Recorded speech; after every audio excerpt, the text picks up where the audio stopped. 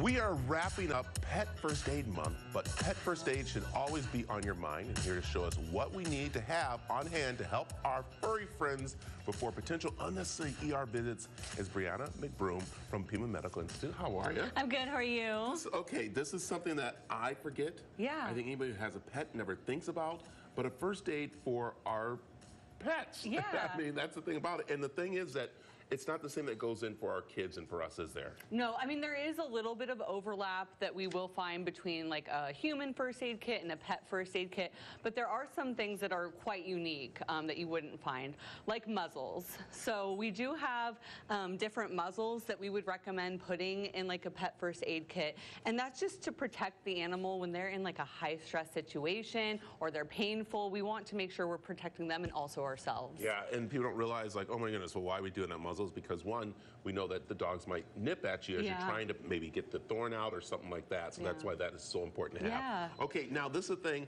I never think about, and that is, of course, how to actually wrap them. I think I just throw a Band-Aid on there, right? Just throw a Band-Aid like I do the kids? Yeah, I mean, it depends on, of course, like what if there's a wound present, if it's like a break and there's no wound. We would recommend like having non-adherent gauze. So something that if there was a wound, it wouldn't catch onto there because that's going to pull some of that tissue that we want to avoid. Yeah. The big thing is that I really don't have it for the kids, but how about tweezers or something for when they get, you know, of course, the cacti? Yeah, definitely tweezers. We recommend having like a bandage scissor. And then also like definitely a thermometer. Here in Arizona, it gets warm and you want to be able to see kind of what their body temperature is to determine, are they too warm? Do I need to take them to an emergency clinic? Yeah. All right. What's some of the things I see here that, I mean, we wouldn't really think about? Eye wash. We've got some eye wash. We've got towels. Something like Dawn. Hydrogen peroxide would also be something good to have in your pet first aid kit.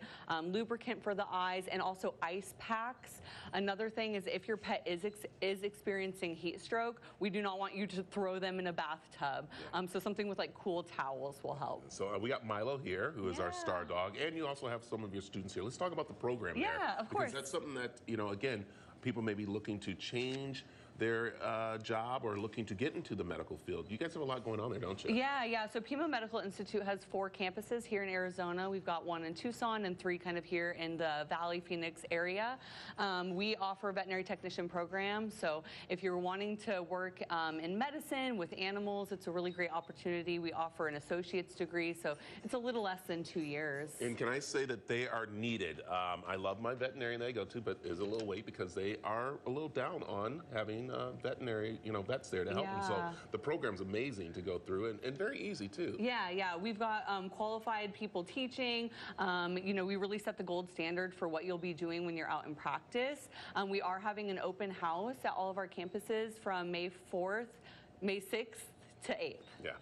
Let's also talk another little tip here. It's getting hot outside. Yes. So what's one things we need to watch out for our dogs and our pets outside? Yeah, so definitely like cats, we never want to see them panting. I know that's a common thing for dogs when they're outside or they're nervous. Cats should never be panting. That's definitely a sign that they need to go to the vet. If they are panting, doing that temperature, if it seems excessive, if they seem like they're struggling to breathe, if they are too warm, we can take some alcohol and maybe kind of cool their paw pads. That's a really quick way to kind of alleviate some of that heat. Okay, let me ask you about that. I mean, they do step out in that heat and they burn their pads. Yes. What should we watch out? Is there anything we should do for that when that happens? I mean, definitely if you're going to take them out on hikes or on walks, purchasing like a little glove or like a little cover for their paws to protect them. If they do have any type of burn or excoriation, you can have like a silver sulfadiazine cream, not like a Neosporin. It's a little bit different for burns, for treating burns. That's so important there, and this is a kit that you need there. Very easy to put together. Also, it's very easy is to get a hold of you for your programs. How can people do that? Yes. So you can access our website, pmi.edu, and we have people that you can reach out to contact. We can set you up with tours on campus, and we have other programs as well in the medical field. So, I like it. Well, thank you guys. Thank you, Milo, for you're doing a good job, Milo. Doing a good job. Yeah. So there you are. All right. So, all right. Thank you. Also, we have information over on the CW7AZ.com.